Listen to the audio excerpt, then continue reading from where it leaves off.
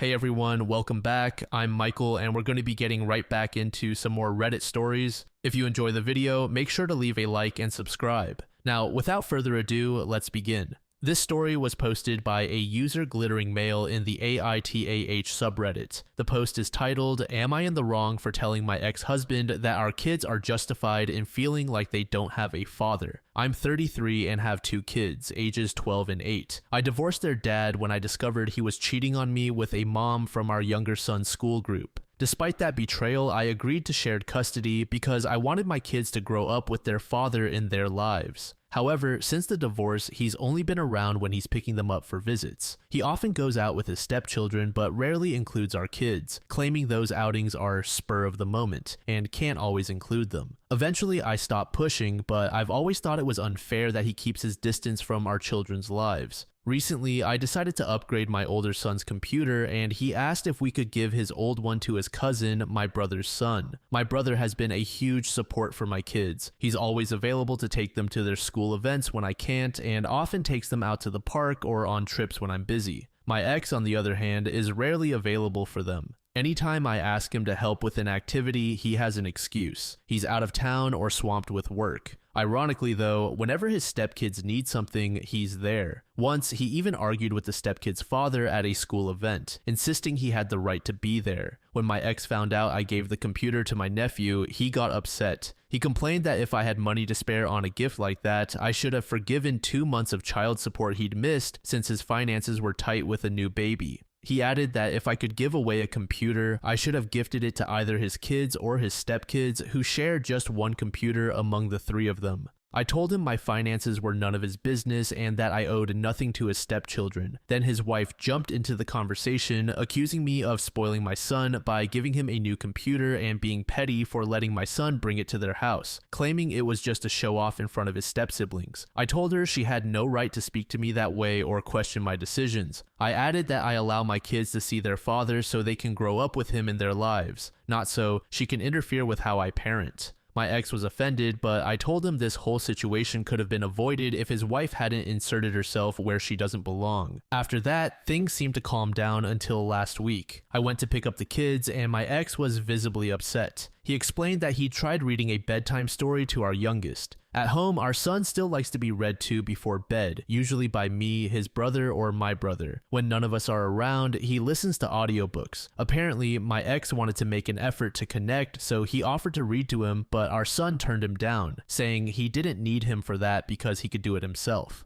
My ex stayed to listen as our son searched for a story for 8-year-olds without a dad on his tablet, and it hit him hard. The next day, my ex offered to take our older son to basketball practice, but he replied that he'd be going with his dad. That made my ex even angrier, and when I came to pick up the kids, he confronted me about it. I told him that if our kids feel like they don't have a father, he has only himself to blame. He tried to shift the blame onto me, saying I was the one pushing him away from his role. I told him it's up to him to show up for his kids. It's not something I can do for him. I reminded him that he was the one who broke our family and that he's chosen to be more involved with his stepkids than with his own children. I told him not to kid himself. The kids are growing up and they're starting to see the reality of who he is as a father. If he keeps this up, he can't expect much from them in the future. After that exchange, his mom called me. While she's always been polite to me, I felt the need to express that I would have appreciated this same concern from her when she supported her son's affair, knowing her grandchildren were losing their father in the process. She hung up and we haven't spoken since. My brother advised me that I had every right to express how I feel, but suggested that maybe this discussion shouldn't have happened in front of the kids. Later, my ex texted me saying that if I weren't so difficult, he'd spend more time with them.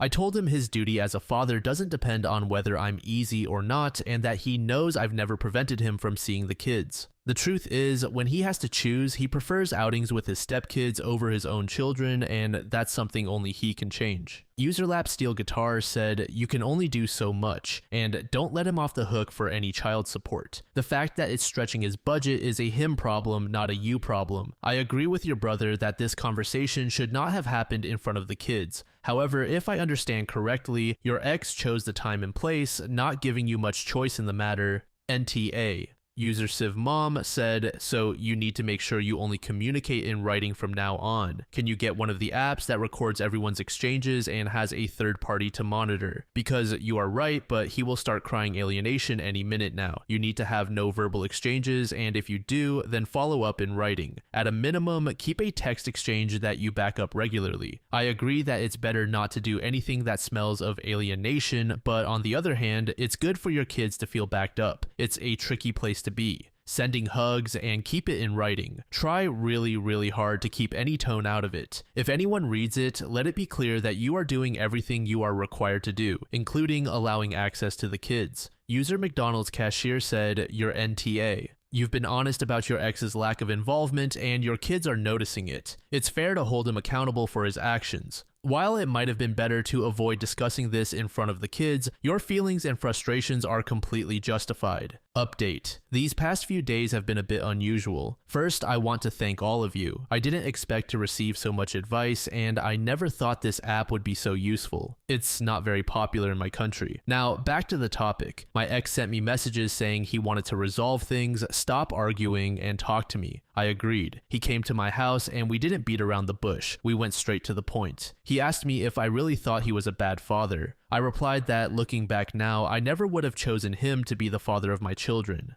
He said it wasn't easy for him, and I answered that it wasn't easy for me either because I take on both his role and mine. He told me he couldn't leave his stepchildren without a father because he had already broken their family, and I replied that he had left his own children without a father. He started crying and told me it was my fault, saying that when the infidelity happened, I refused to forgive him or go to couples therapy. I kept telling him things. I'll admit they weren't kind, but none of them were lies. He asked me if, given his current state, I didn't feel sorry for him, and I said no. He told me he didn't think I could be so cruel, and I replied that when I changed jobs, pulled my kids out of school 2 months before the end of the term, moved houses, and watched him disappoint our kids over and over again, any empathy I might have felt turned into apathy. He left after that. His mother called me and said she knew what I had told her son, that he hadn't stopped crying, and that she didn't understand how I could carry so much hatred to hurt her son like that. She said I should just get over it.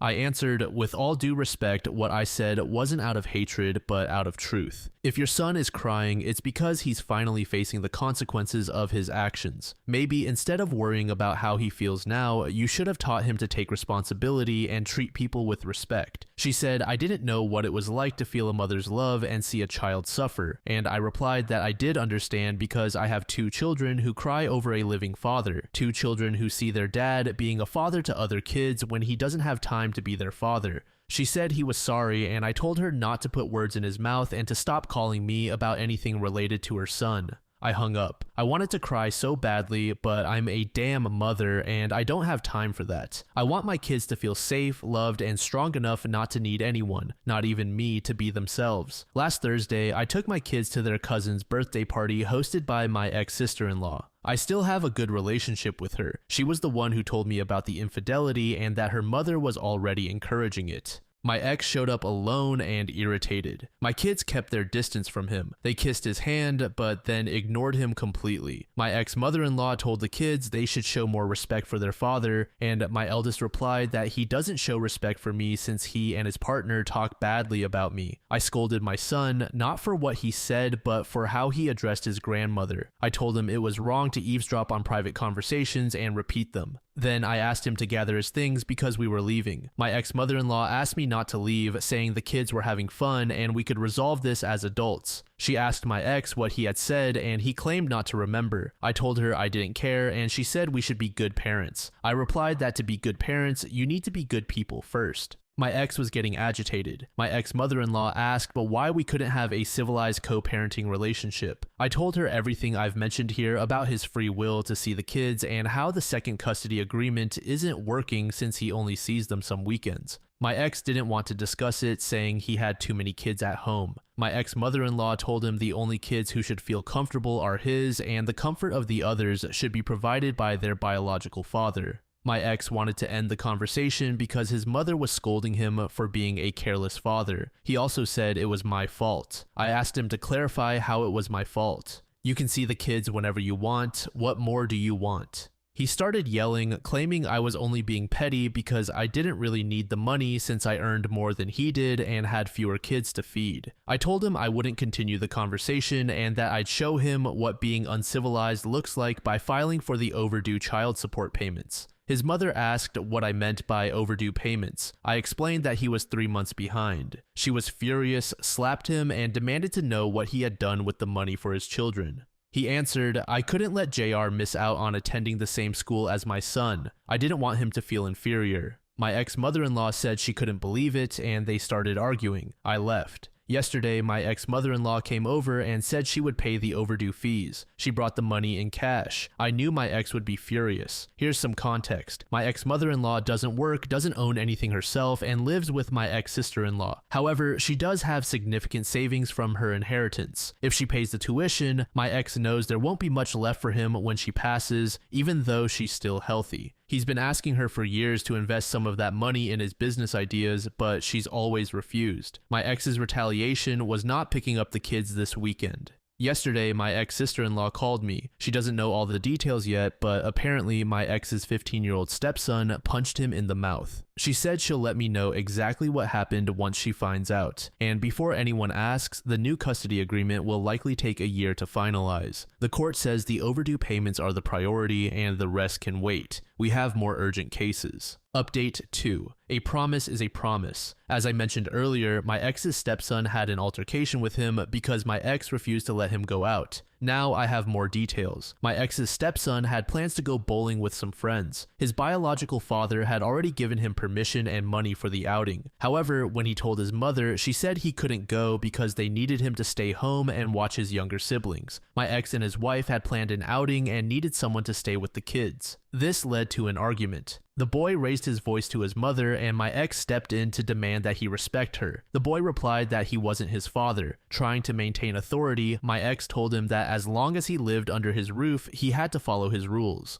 The boy ignored him and turned away. My ex followed him and touched his shoulder to get his attention. At that moment, the boy turned around, punched him, and shouted that he wasn't his father and could never compare to him. The mother scolded him for his behavior, but the boy, still angry, shouted back that he hated her. This version was shared by my ex and his wife with my ex-mother-in-law. My sister-in-law later relayed it to me. They went to see my ex-mother-in-law to try to gain her sympathy and convince her to take care of the 2 stepchildren and the baby so they could go out. However, my ex-mother-in-law told them she would not take care of the children. When I spoke to my ex, he mentioned he was dealing with family issues and claimed that the boy's biological father was turning him against him. He didn't give me many details and omitted most of what my sister-in-law had shared. He simply informed me that due to the situation, he wouldn't be able to pick up our children this weekend. The 15-year-old boy is now staying with his biological father. As for what I mentioned earlier, my ex was 2 months behind on child support, and that same week, he was supposed to make another payment. He didn't, leaving him 3 months behind.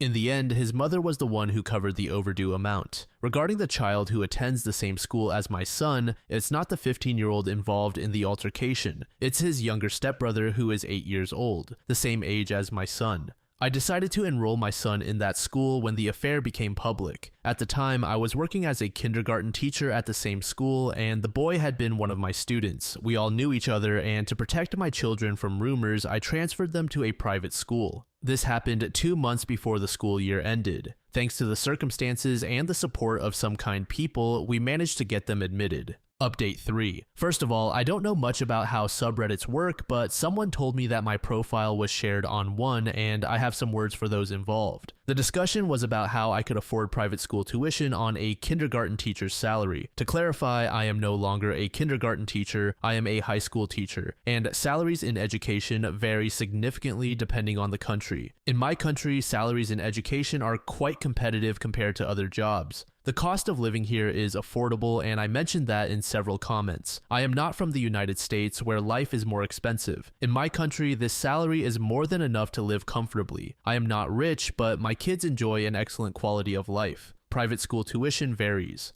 There are schools that charge as low as 120 USD per month or less, and of course, there are elite schools that are much more expensive. We use local currency, not dollars. I also have other sources of income that are irrelevant here. Now, to stop the speculation, people assumed I was from multiple countries, calculated my monthly tuition costs, and even tallied up all my expenses. The only thing you missed was calculating the cost of my divorce. Let me save you some trouble. I didn't pay a single cent, and my ex left with nothing but the clothes on his back. Careful not to choke on that. As for my kids not being well cared for, my kids are perfectly fine, and as long as I'm breathing, no one will take that away from them. I saw a lot of concern for my children, but here's a question for you. What about your kids? Are they okay? Did you pay what you owe for their care? When was the last time you saw them? There's no need to worry about my kids. If any of those users want more details, feel free to contact me and I'll happily send over some bills for you to pay since you're so interested in my finances and expenses. Regarding my divorce, it was far from amicable, not because of custody, but because my ex lied at every turn to delay and obstruct the process. I didn't accept it then, I don't accept it now, and I never will, not in a million years.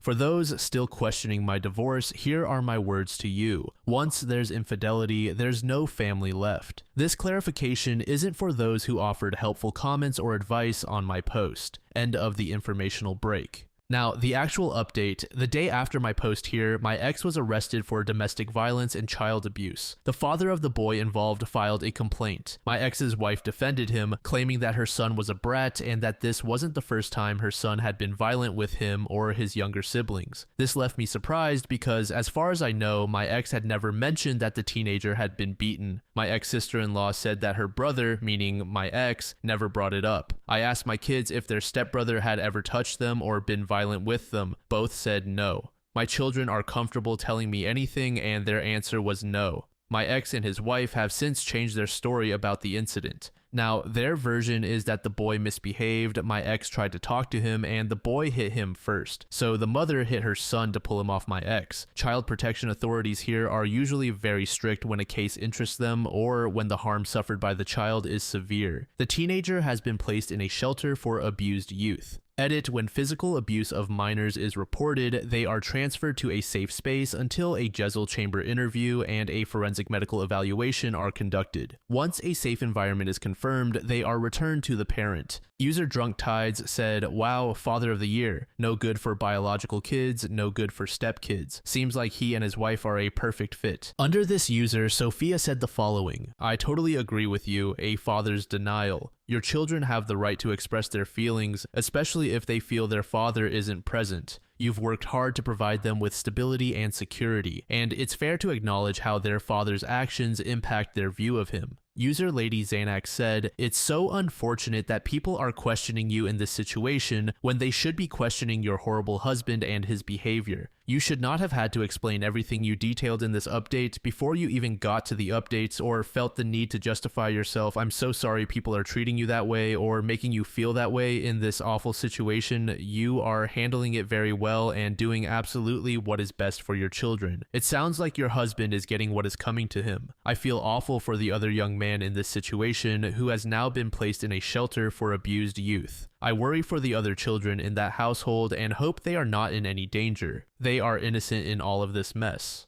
User Verity Skies said, "Wow, you're really educating everyone on the realities of your situation while juggling everything else. Mad respect. It's eye-opening how quickly people jump to conclusions without knowing the full story. Here's to focusing on what really matters, keeping your kids safe and sound. Keep standing your ground. You're doing great."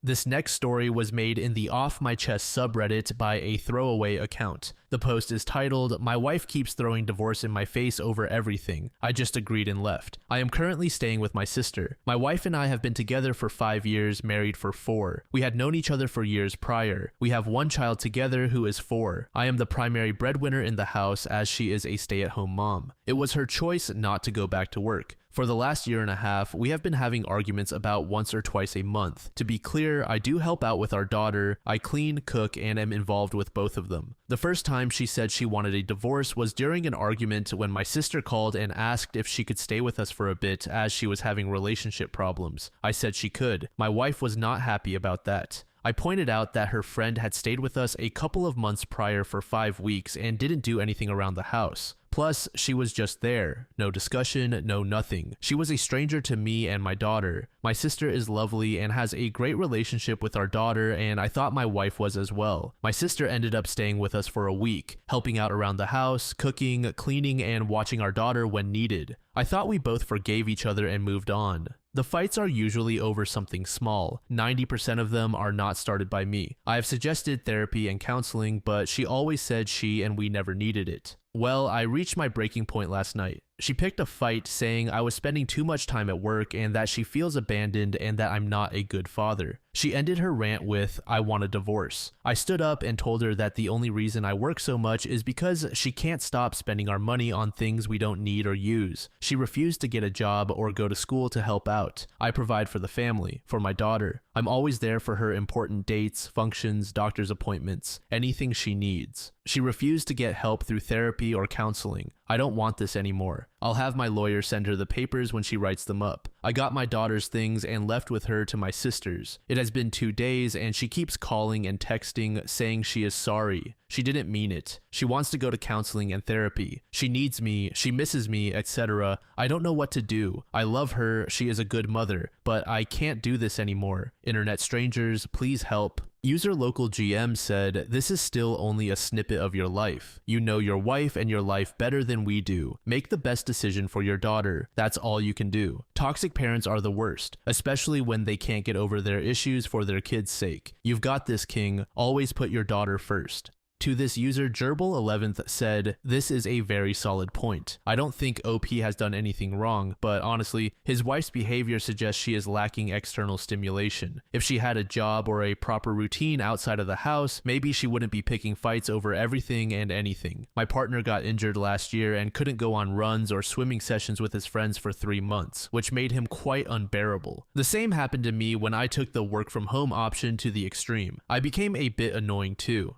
Thankfully, neither of us called for divorce nor offended each other. I gently told my partner that it was clear he needed time with his friends, and he gently told me that I needed to go to the office more to change my routine. Staying in our comfort zones can be dangerous if we are never challenged. User Flashy Ferret said, "A marriage will only work if both people want it to, make an effort, and there is love, trust, respect, and communication. No one would blame you for leaving. No one can tell you to stay." However, the status quo is unacceptable, and if she isn't truly willing to work on the marriage with you, then you know the answer. If you believe this is the wake-up call she may have needed to finally realize that some things need to change, then you need to decide. Update. Unfortunately, this is not a sunshine and rainbows update. I posted a few months back about how my wife kept throwing divorce in my face on a regular basis. That was until I finally got my daughter and left. I needed to vent, so I posted here. To clarify some questions I have received, I'll refer to one of my comments on my original post. I want to point out some things that seem to have been missed or overlooked. I would do everything again if I had to, including taking my daughter. I have pushed my wife to go out, find a job, get a hobby, meet new friends, and do something. Anything. I asked her about seeing someone for help, but she would not listen or consider anything I presented. She kept saying no or that she was not the problem. My daughter is my priority. I don't fight with my wife in front of her or around her. I grew up in a bad household. I have been in the position where my dad got angry at my mom. My mom left and my dad took it out on me. I don't ever want that for her. I don't know what my wife was going to do that night. You can't force someone to get help. They have to want it, actually want it. If you force someone, they will go through the motions just to make it look like they changed. I'm not blameless in this, but I can't raise my daughter with her thinking this is okay behavior or that this is how relationships are supposed to be. I decided when I was young that I would never be like my dad. Okay, so after I made my post, I had a lot to think about. I decided that I had to make sure she knew how serious I was. We sat down and I flat out told her that I couldn't do this anymore. The fighting and threatening of divorce had to stop. I told her that the next time it was thrown out, it would be the last time. We agreed to go to couples therapy. It was eye-opening. Things were said, feelings were brought up, and outside professional views helped us understand each other better. After a few sessions, I thought we were doing better. She started to apply herself more. She looked for and obtained a job, made some friends, and got a hobby. That was until an argument started because we had plans regarding our daughter that she overlooked and couldn't cancel the other plans she had made made with some new coworkers. At what I considered the end of the argument, she said under her breath, "I knew marrying you was a mistake." I looked at her, and the thing I remember most is that I did not recognize the woman standing there. She looked different to my eyes. I didn't know who the woman in front of me was. I asked her to repeat herself. She said, "I should have divorced you years ago." I walked away and took my daughter to our plans alone, just the two of us. I ended up filing for legal separation. Under the terms we both signed, there was something along the lines of, while separated, we are still legally married and will not get involved with anyone during this time period. I would still pay for insurance through work. Other things included continuing therapy sessions both as individuals and as a couple. I would move in with my sister, and we agreed on shared custody of our daughter. One day, when I had my daughter, I needed my wife to take care of her. I let her know a week in advance, and she agreed. That morning at 7:30, I went to drop my daughter off at the house and noticed an unfamiliar car in the driveway. My first thought was, she must have a friend over. I rang the doorbell and waited with my daughter when a shirtless man, about 20 years old, opened the door and asked who I was and what I wanted. I asked for my wife, and he called her. She came around the corner in a robe, and her face went from curious to shocked to horrified to sad. Needless to say, in 3 months' time, when the legal separation ends, I'm filing for a decree of dissolution of marriage. My daughter is safe. She doesn't understand what's going on, other than that daddy and mommy are not happy with each other. As stated above, she is my priority. I guess I did do the one thing I never wanted to do, the one thing I promised myself I would never become. But I guess it couldn't be helped. I ended up just like my parents. I don't know what a healthy relationship looks like. I hope I can show how much love I have for my daughter and raise her the best I can. Thanks for the support, comments, love, and criticism.